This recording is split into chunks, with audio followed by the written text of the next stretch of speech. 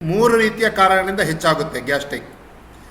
ಒಂದು, ನಾವು ತಿನ್ನುವಂಥ ಆಹಾರದ ಕಾರಣದಿಂದ, ಅಂದರೆ ಹೆಚ್ಚು ಖಾರ, ಮಸಾಲೆ ಪದಾರ್ಥಗಳು, ಎಣ್ಣೆಯಲ್ಲಿ ಕರಿದ ಪದಾರ್ಥಗಳು ಇವುಗಳನ್ನು ಸೇವನೆ ಮಾಡುವುದರಿಂದ, ಫಾಸ್ಟ್ ಫುಡ್ ಮತ್ತು ಜಂಕ್ ಫುಡ್ಗಳ ಸೇವನೆಗಳಿಂದ, ಅತಿಯಾಗಿ ತಿನ್ನುವಂಥದ್ದು ಅಂದರೆ ಲೆಕ್ಕಕ್ಕಿಂತ ಜಾಸ್ತಿ ತಿನ್ನುವಂಥದ್ದು, ಅತಿಯಾಗಿ ಚಹಾ ಕಾಫಿ ಕುಡಿಯುವಂಥದ್ದು, ತಂಪು ಪಾನೀಯ ಕುಡಿಯುವಂಥದ್ದು. ಕಾರಣ ಯಾವುದಂತ ಕೇಳಿದರೆ ನಮ್ಮ ಲೈಫ್ ಸ್ಟೈಲ್, ಒತ್ತಡದ ಬದುಕು, ಅಂದರೆ ಸಮಯಕ್ಕೆ ಸರಿಯಾಗಿ ಊಟ ಮಾಡಲ್ಲ.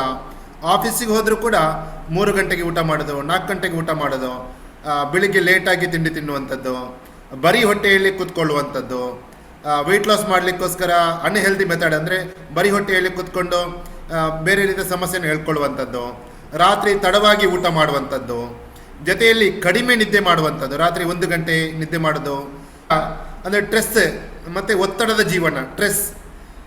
ಈ ರೀತಿಯಲ್ಲಿ ಕೂಡ ನಮಗೆ ಗ್ಯಾಸ್ಟ್ರಿಕ್ ಬಾಡಿಯಲ್ಲಿ ಉತ್ಪತ್ತಿ ಆಗಲಿಕ್ಕೆ ಇನ್ನೊಂದು ಕಾರಣ ಆಗುತ್ತೆ.